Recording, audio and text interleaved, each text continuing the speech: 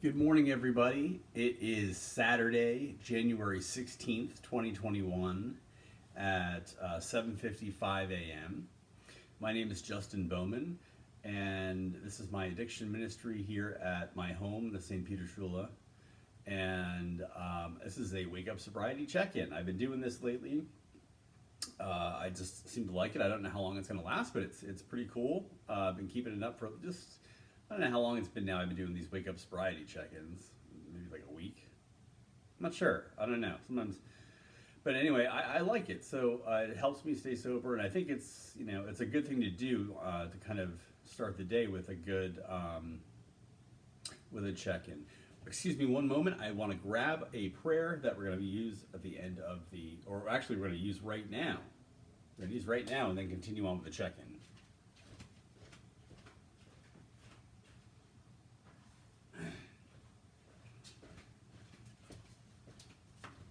All right.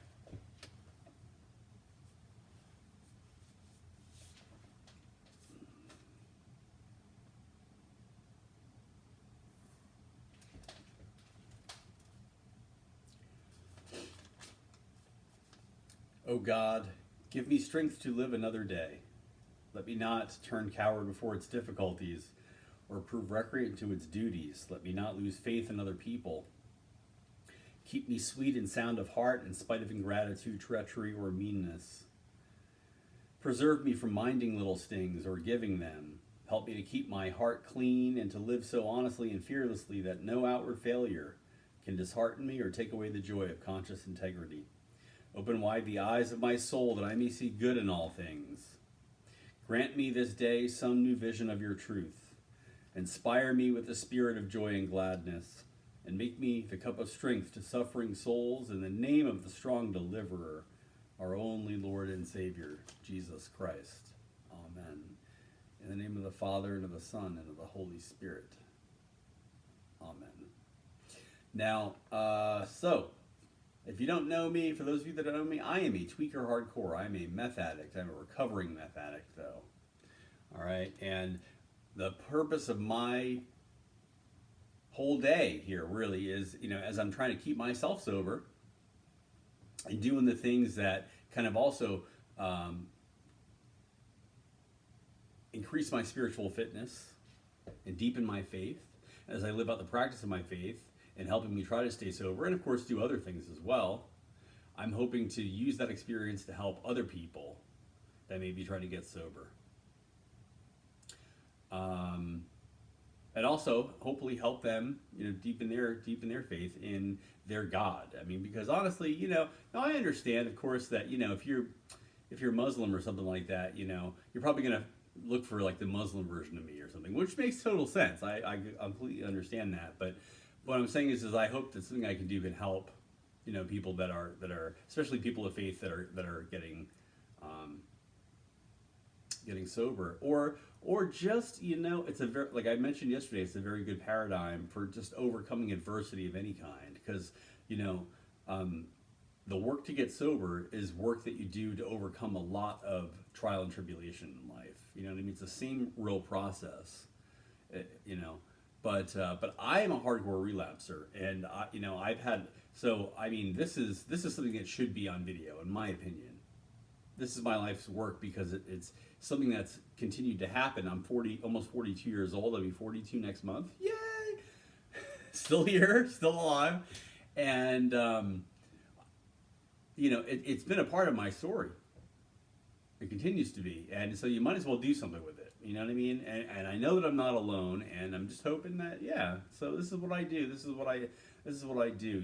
And there's so many things in life where people say, well, you gotta get some sobriety under your belt before you can do this, before you can do that, and it's prevented me from going to seminary and becoming a priest. But then I realized, well, the Lord obviously doesn't want me to do that, but definitely has given me a vocation of ministry. There's no doubt. I'm like, well, Lord, what can I do? What can I do? What can I do? Well, I'm starting to do it right now. Because vocation always finds a way. And the thing is that like sometimes you got to do stuff concurrently.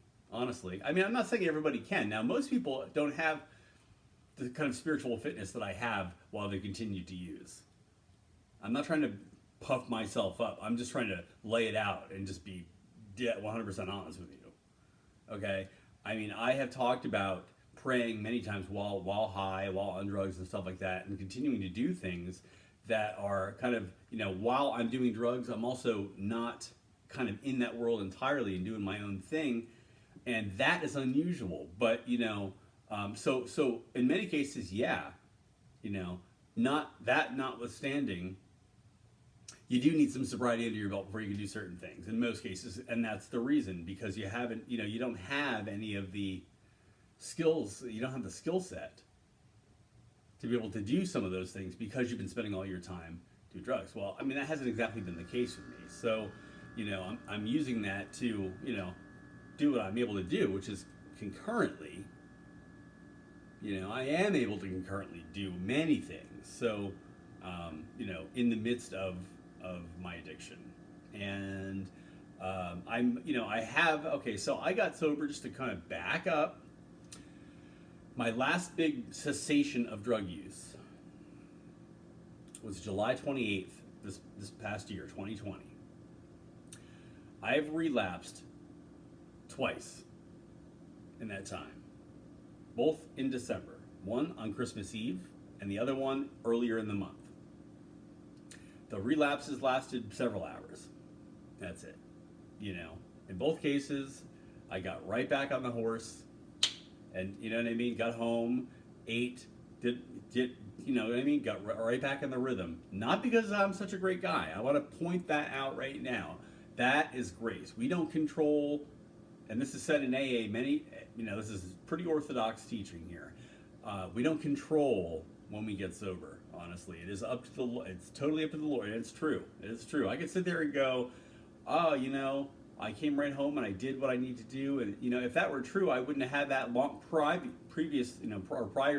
July 28th, that long relapse that was several years long while I was homeless, especially, and just prior to that, I wouldn't have had that. It wouldn't have, I would have done the same thing. I would have got so, So we don't really control. I just want to point that out. One thing that is absolutely necessary, I believe, really, to being a happy person and to having peace, internal peace, is our acceptance and reliance on the Lord's grace, and knowing that the Lord controls everything and we control nothing. Now, I understand that. Does that mean that you're never going to hear me use the word within my control? Well, no. There is some sense like where we do perceive things that way. You know what I mean? For example, like if you come and knock on my door, okay, and you're not going to force your way in, but you're just like a normal person, like, hey, can I come in? I control whether or not you come in, right? Like, I mean, with respect to you, it seems that way, right? But really, the Lord actually makes that decision for us, whether or not that's going to happen or not. Even though, but it seems that we can say yes or no, right? It does seem that way, but it seems that way because that's the way it seems. Now, but with respect to each other, if between me and you, I control that, right? So I mean, get what I'm saying there? I know I've repeated this a couple times, but it's because it's important. And again, this is the Lord really kind of like, the Lord thinks this is important as well. So do I. Big coincidence there, right? So anyway, let's move on to a little bit. It's like, oh my God, he starts out with such weighty matters in the morning. Well, that's Justin for me, or Justin for you, because I do that. But I'm also very light and very relatable and very fun. All right, so but anyway, let me review last night what happened. Let me see. We prayed a chaplet of divine mercy. I went to the dollar store and I got a new tablecloth that's lime green. It's ordinary time right now, so it's totally appropriate to the liturgical season. But it looks beautiful. I mean, I appreciate great small things. For example, like the beauty in this right here. I took a picture. When I put candy in here the other day, I just took a picture of it because it's beautiful to me. It's beautiful. It's beautiful, and it's something just simple. It's nothing. It's like, you know what I mean? It's something you see every day. But I'm going to tell you right now, when you pray, when this is going back to the weightier matters, but okay, but still, when you pray, when you have this constant contact with God, you seek Him, which everyone can do. Everyone can, you know what I mean? Everyone that's got the grace to want to do it and does it will receive these gifts. And that is the appreciation of the beauty around us. You know what I mean? And let me tell you, I'm going to say this, when you take a moment and you pause and appreciate the beauty, okay, of some candy and a friggin' mason jar, okay, and you take a moment and go, wow, that's beautiful, tell me that you're not a happier person. Other people may be going, what the F is that? What? Screw it. You're the one that's getting the benefits and you're happier for doing it, aren't you? You know what I mean? When you can spend $1 on a tablecloth and that just gives you so much pleasure, just a cheap friggin' tablecloth in the dollar store, and you can look at that and go, wow, that's the beauty of that lime green color and the way it, just the way it makes everything else on the table pop, the fruit and the bowl that's there. Like, I really am happy about that. And that, I'm glad. That, I'm an easy person to please, you know what I mean? I'm glad. I'm glad that is not just, I had to get a new tablecloth, put it on there, and I don't even care. It doesn't even affect my day. Like, poor them. Poor those people. May they have the joy of the world that God has given us come before their eyes in the way that it deserves. Because that, you know what I mean? It'll almost go like our lives go from being black and white to like in Technicolor, and everything's like, boom. It's like being totally deaf and then being able to hear for the first time. Imagine every little sound, the sound of the refrigerator motor will pop. Every little thing. I'm reading a book right now called Hearing Beethoven, and the guy's wife is deaf, or his late wife, and she talks about when she gets her, when hearing would wax and wane and stuff like that, how she could hear like every little sound, things that those of us that hear normally kind of put into the background, because things, you know what I mean? In order to be able to hear, we don't hear everything equally. You know what I mean? Our brain tunes things out that we don't necessarily need to hear, especially if we're listening for something else. So anyway, so I'm blessed for that. I'm blessed. I'm blessed. I'm blessed. I'm blessed that I get to take these medications. These are just vitamins, but medications, because I have a vitamin D deficiency. That leads me into my next thing. But I'm blessed I get to take these to take care of my body and write them down every day. I'm happy to do that. I get excited about that. Okay, last night before I went to bed, I took the medication log in these and put these right out here in the kitchen. So that way I would not forget to do it, because it's a new habit now I got to get into with my breakfast in the morning. And I'm so excited. I'm happy. I mean, that makes me thrilled. I'm thrilled. Because I love life, because I love the gifts that I've been given, and I love the Lord. And it's a gift and truly a blessing every day to get up and to do things and take care of myself, to be a good steward of myself, the body that God's given me. If you want my body and you... Remember that song? Rod Stewart. And, but yeah, so... all right, last night, so what happened? So I went to the doctor yesterday. All right, so I was, like I said yesterday, I was ready for anything. I was ready to no matter what I might hear, so that way nothing would catch me. You know what I mean? I didn't want anything to destroy my joy. So I'm like ready. I'm ready to hear I got cancer. I'm ready to hear I got 6 months to live, and I'm also ready to hear that it's just nothing, really, nothing major. Maybe some celiac disease or something like that, or something I can change my eating habits for. Well, it turned out that I got no cancer, I got no diabetes, I got no celiac disease, I got none of that, nothing. I have a vitamin D deficiency, as I just mentioned. And that's pretty cool. He said that could be causing a lot of the symptoms I mentioned, like the irritability, trouble sleeping at night, this, that, the other, all kinds of things. We'll see. So he gave me some of those supplements to take, and that's going to improve that. But everything else is good. The only thing else I had is a higher than normal LDL cholesterol. That's the bad cholesterol, by the way. And it only slightly elevated too. It was not majorly elevated. I have to go online and get the reports again because I didn't. I asked for a printout. He's like, it's too many pages, so I'll give you the password. You can go online and look at it, and I'll print out. Because what I used to do before I became homeless is all my blood work that I get done every 6 months or so. I would just print it out, staple it, put it in the medical file in the hanging file folder. That's you know what I mean. It's little things like that please me, and it's handy because then you got everything when you need it, where it's at when you need it. There's nothing worse than you need something and you got a effing mess around you, and then you need to find it in a hurry. Let's say because like you're on the phone and they're asking for some sheet you need or whatever, and then you get more angry because you can't find it because it's in a mess around you. That unacceptable to me. I have gone through that so many times that I guess one day in my life, many years ago, I was just like, F this. Ain't gonna happen anymore. Bullshit. Because you ever see on TV when it's just like, when things go perfectly for people? It's TV, granted.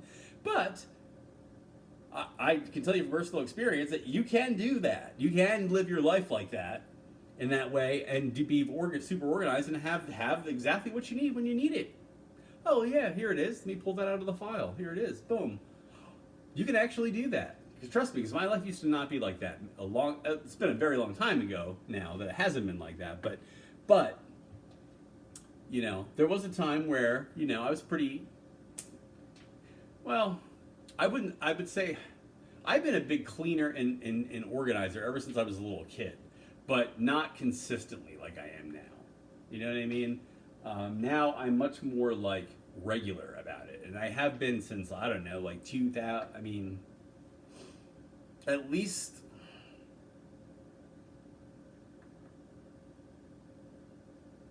for a long time. You know what I mean? And I admit that the characteristics have always been a part of my personality. So I'm just saying that like that's true. Just trying to put that out there. I've never been a slob. Though I am much more, you know what I mean? Though I haven't always been this organized in my life. But I have been this organized for a long time. But where was I going with that? So I'm gonna print out those reports, and I'll have that LDL cholesterol slightly elevated. I think it's like 5 points or something. It's not like super high, but I could be misremembering. So let me look at that. I also too, just being in the bounds of acceptable, like, because what happens with these blood tests is they give you like, here's your number, and here's like the range that's acceptable.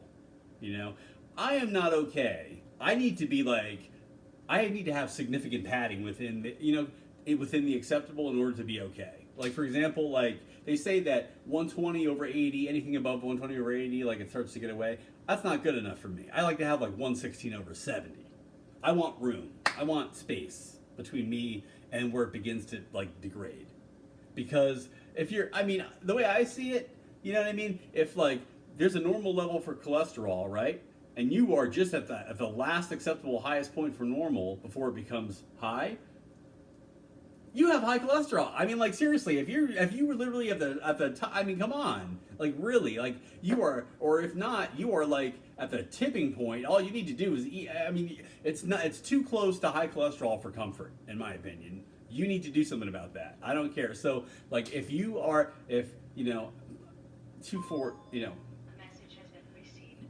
you get what I'm saying? I like to have room. I don't like to be just cutting it close. You know what I mean? It's not good.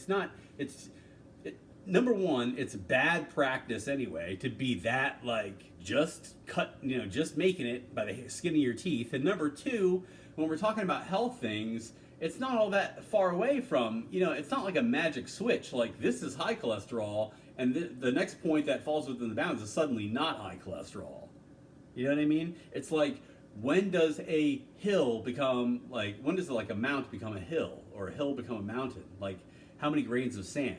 This is an old philosophical question. Well, I mean, there really is no number, like, well, between, like, X amount of millions of grains of sand, it's this, and then one more makes it a mountain. It's not really like quite like that. So, which seems to just contradict the point I just made. However, still, no. You're never going to, you know what I mean? You're never gonna, some people might think, why does he put the year on his food when he dates it and puts it in the refrigerator? I mean, is he gonna keep, in most cases, no. Of course I'm not gonna keep things that long. But you know what? If you get in the habit of doing that, it's never gonna fuck you up.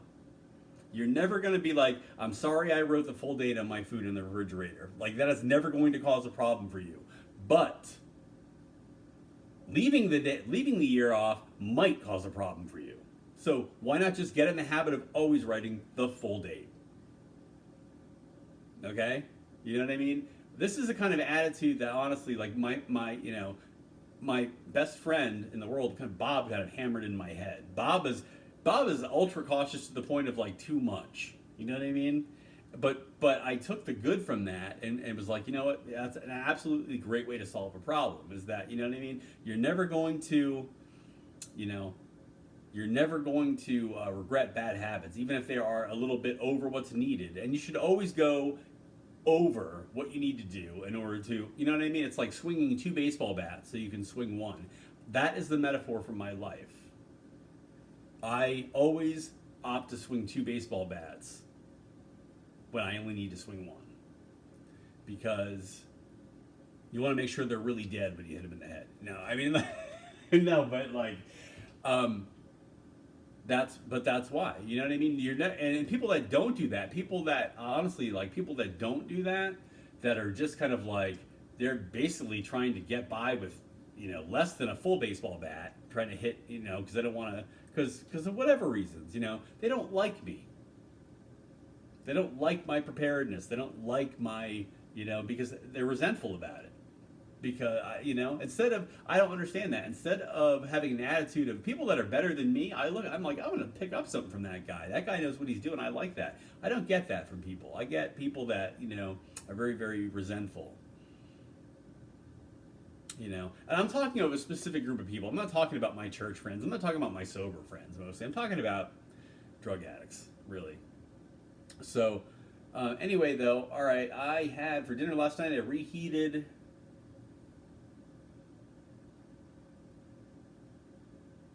the quick cream chicken and some baked potatoes. I have no more chicken left. I have a baked potato in there. I need to go to the grocery store today and buy some meat, some chicken. I am avoiding red meat, so that's going to help keep my cholesterol down and also be better for me. We're thinking in terms of like what I'm going to eat for meat is going to be boneless, skinless chicken breast and fish. And we're not going to fry that. It's always going to be in the oven. So that's great. I got to get some vegetables. I'm going to pick some of that up. What else is going on? I think I'm going to leave it at that because we're at 23 minutes in. That's enough. Okay, so let's also, too, I want to start out the day by remembering the people that I'm praying for. All right?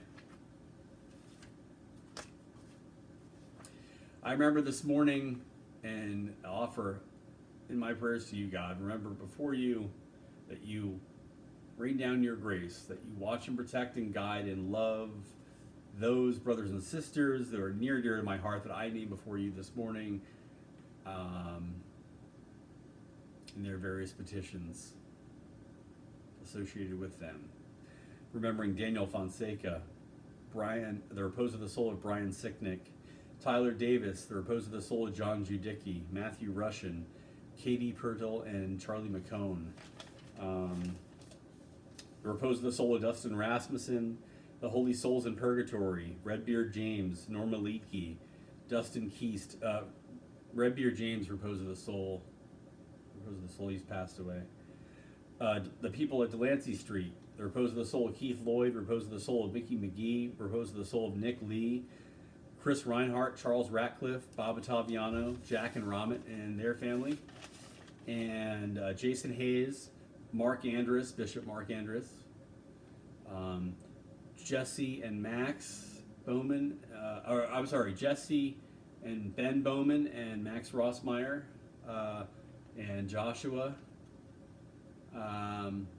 Laura and Lydia, Kyle Schofield, Margie Burke, our Holy Father Pope Francis, Mike Smith, that repose the soul of Reverend and Mrs. Fred and Cheryl Merrick, Raw and Barbara Laborde, Clifton Barrett, the monks of St. Gregory's Abbey, Danny Hudson, Kara Masick, Peter Steeler,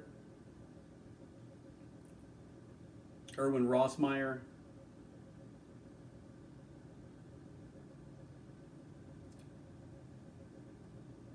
Reverend Debbie Hawkins, Lou and Gina Leach, repose of the soul of Christine Baker, Mom and Dad, Ann and Sam, June, Drunk Phil, TJ Hostomsky, Janine and Mike Jones, Larry Burdett, Kurt Berry, Travis Carpenter, Ruben Padilla, Aaron Rogers, Tony Vucetich, Michael Zorns, Jimmy Harder, Keith Watley, Fathers Driscoll and Pedota, Dave Maloney, Andrew Marmelstein, Jim White, clergy with substance abuse issues, Richard Simmons, Coulter and his girlfriend, Michael Nold, Keegan Forbes, Eric Mosenis, Stuart Packman, Bernadette and Stephen Conley, Brian and Carrie Connolly, repose of the soul of Howard Conley, and Junior Irwin.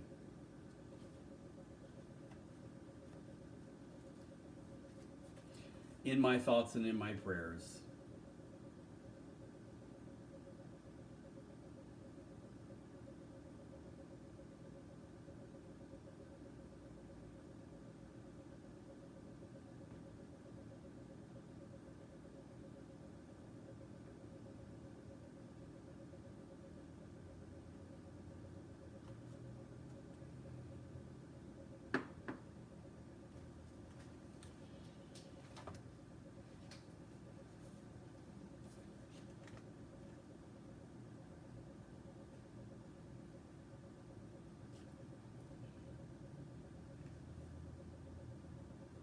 Psalm 46. God is for us a refuge and strength, a helper close at hand in time of distress, so that we shall not fear though the earth should rock, though the mountains fall into the depths of the sea, even though its waters rage and foam, even though the mountains be shaken by its waves. The Lord of hosts is with us. The God of Jacob is our stronghold. This is quoted by Martin Luther King a few times in some of his sermons. The God of Jacob is our refuge. Though the waters rage and foam, even though the mountains be shaken by its waves, the Lord of hosts is with us. The God of Jacob is our refuge. The waters of a river give joy to God's city, the holy place where the Most High dwells. God is within, it cannot be shaken. God will help it at the dawning of the day. Nations are in tumult, kingdoms are shaken. God's voice roars forth, the earth shrinks away. The Lord of hosts is with us, the God of Jacob is our stronghold. Come, consider the works of the Lord, the redoubtable deeds God has done on the earth, putting an end to wars across the earth, breaking the bow, snapping the spear, burning the shields with fire. Be still and know that I am God, supreme among the nations, supreme on the earth. The Lord of hosts is with us, the God of Jacob is our stronghold. Glory to the Father, and to the Son, and to the Holy Spirit, as it was in the beginning, is now, and will be forever. Amen. Who recognizes this book?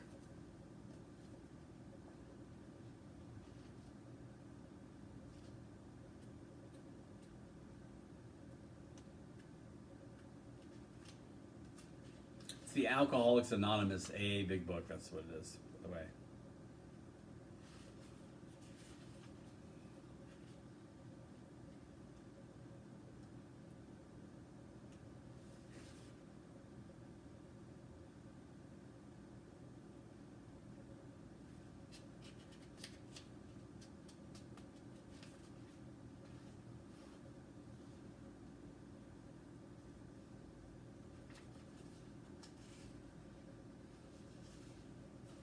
I'm going to read from here because I love the AA Big Book, but I am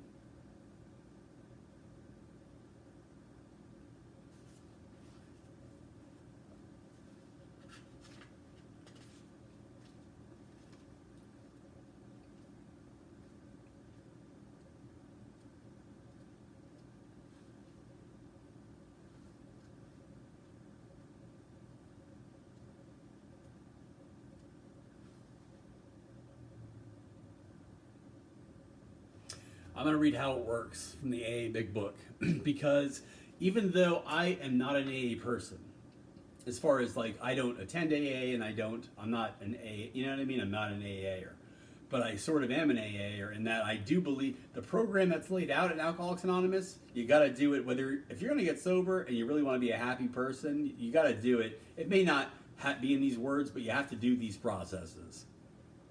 No matter where you do it, whether you do it through your practice of your own faith or whether you just do it in your own way or whatever, but the same steps really got to be followed. It's really a good blueprint for healing of from anything. And this is well known. This isn't just my opinion, by the way. This is pretty well established, psychology here. So, I'm going to read this because it's awesome, because I need to be reminded of it too. Rarely have we seen a person fail who has thoroughly followed our path. I want to, first of all, stop there. Boom. True? Yes. True? No. Rarely have we seen a person fail who has thoroughly followed our path. Does that mean not relapse? Here they probably do mean that. I bet you they do. And they're full of shit. Okay? But hey, what can you say? They're full of shit. Because I have thoroughly followed this path and continue to do so, not just like for a little while and stopped it or whatever. I still do it and I still relapse. But remember how you probably didn't listen to I gave a sermon the other day. Our God,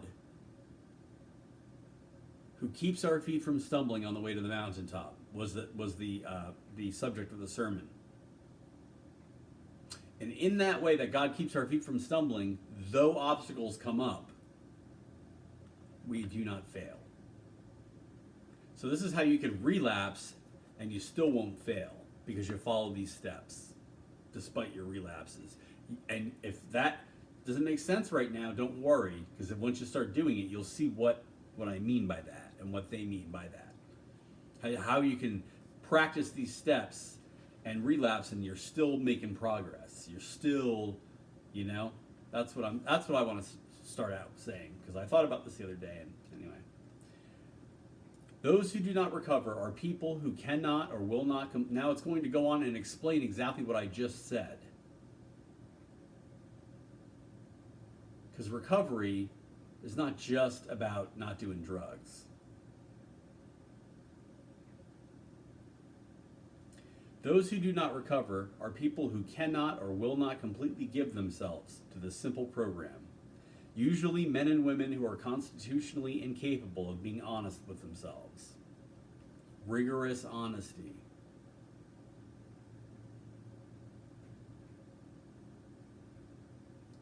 There are such unfortunates. They are not at fault. They seem to have been born that way. They are naturally incapable of grasping and developing a manner of living which demands rigorous honesty. Their chances are less than average. There are those too who suffer from grave emotional and mental disorders, but many of them do recover if they have the capacity to be honest. Our stories disclose in a general way what we used to be like, what happened, and what we are like now. If you've decided that you want what we have and are willing to go to any length to get it, then you are ready to take certain steps. At some of these we balked. We thought we could find an easier, softer way, but we could not. With all the earnestness at our command, we beg of you to be fearless and thorough from the very start. Some of us have tried to hold on to our old ideas, and the result was nil until we let go absolutely. Remember that we deal with alcohol, cunning, baffling, powerful. Without help, it is too much for us. Remember that we deal with dope, cunning, baffling, powerful. It is too much for us. Remember that we deal with food, if you're an overeater, cunning, baffling, powerful. Without help, it is too much for us. Remember that we deal with sex, cunning, baffling, powerful. Without help, it is too much for us. If you have a sex addiction, doesn't matter. Same deal, same shit. But there is one who has all power. That one is God. May you find him now. Remember that we deal with anger, cunning, baffling, powerful. Without help, it is too much for us. Same thing. Whatever your deal is. Half measures availed us nothing. Actually, let me back up. But there is one who has all power. That one is God. May you find him now. Half measures availed us nothing. We stood at the turning point. We asked his protection and care with complete abandon. Here are the steps we took, which are suggested as a program of recovery. 1. We admitted we were powerless over alcohol, that our lives had become unmanageable. 2. Came to believe that a power greater than ourselves could restore us to sanity. 3. Made a decision to turn our will and our lives over to the care of God as we understood him. As we understood him. You find your own conception of God. It's between you and God. Made a searching and fearless moral inventory of ourselves. Searching and fearless moral inventory of ourselves. Looking for our strengths and weaknesses.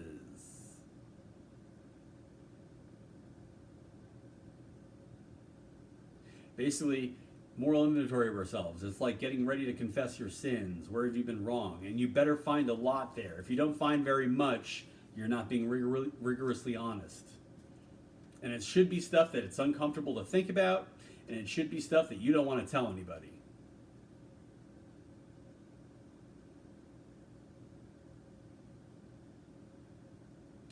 And it doesn't have to be specific stuff, because it's not an inventory yet. It's more about your personality, characteristics of your personality.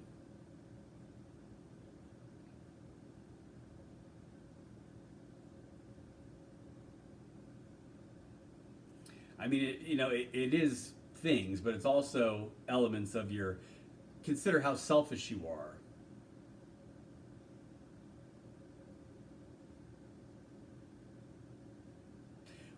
Consider every time someone's gotten angry at you, review whether or not they had a point. Did you do them wrong? And if not, you should be able to explain, and don't bullshit yourself. Because if you are, you're going to bullshit yourself, you don't even bother, because that's not going to work. You're wasting your time. If you're going to literally, I mean, you might as well just use this to hold up the side of a leaning bookcase then. That doesn't stand steady. Because it'll be better use for you than to read it and then to bullshit your way through the steps. Rigorous honesty.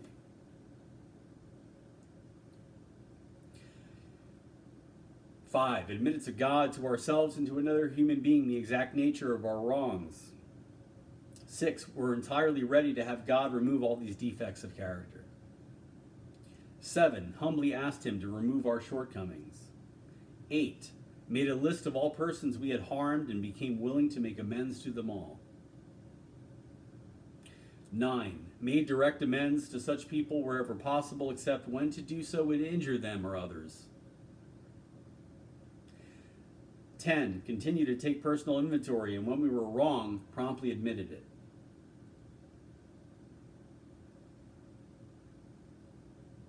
11, sought through prayer and meditation to improve our conscious contact with God as we understood him, praying only for knowledge of his will for us and the power to carry that out. 12, having had a spiritual awakening as the result of these steps, we tried to carry this message to alcoholics and to practice these principles in all our affairs. Many of us explained, what an order, I can't go through with it. Do not be discouraged. No one among us has been able to maintain anything like perfect adherence to these principles. We are not saints. The point is that we are willing to grow along spiritual lines. Now, I don't like the language there because we are all saints. All of us that are working, that have God fixed before us, really, and God is the central focus of our life, and we are working toward that, you are a saint. As much as St. Paul, as much as anybody, no different. But understand that, the typical vernacular way that we use, saints in conversation, the saint is like a perfect person. Like, that's obviously the way they mean that there, but, I don't like that idea. I'd like to get people away from the idea of thinking of differentiating themselves from saints, because it just, you know what I mean? It's just not, it's just not. keeps us at such a distance, keeps God at such a distance. It keeps, I've got into that other places. I'm not going to get sidetracked on that now. The point is, we are willing to grow along spiritual lines. The principles we have set down are guides to progress. We claim spiritual progress rather than spiritual perfection. Our description of the alcoholic, the chapter to the agnostic, and our personal adventures before and after make clear three pertinent ideas. A, that we were alcoholic and could not manage our own lives, and that B, probably no human power could have relieved our alcoholism, and that 3, that God could and would if he were sought.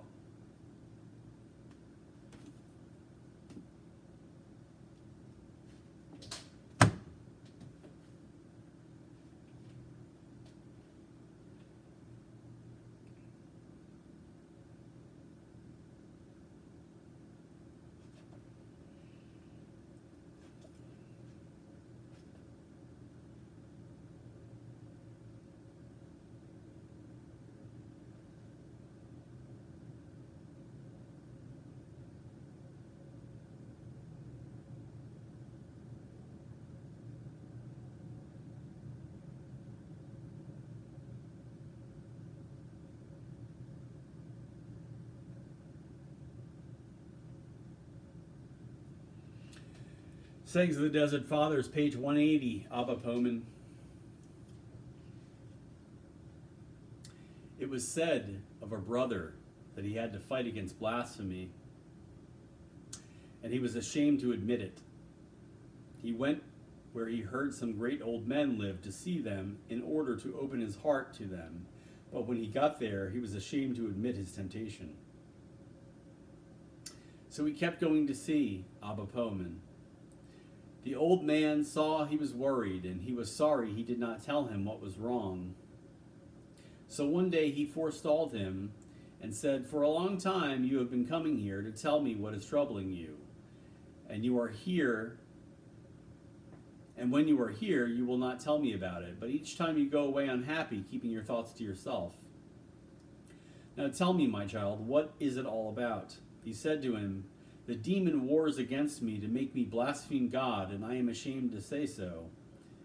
So he told him all about it, and immediately he was relieved. The old man said to him, "Do not be unhappy, my child, but every time this thought comes to you, say, 'It is no affair of mine. May your blasphemy remain upon you, Satan, for my soul does not want it.' Now everything that the soul does not desire does not long remain." And the brother went away healed.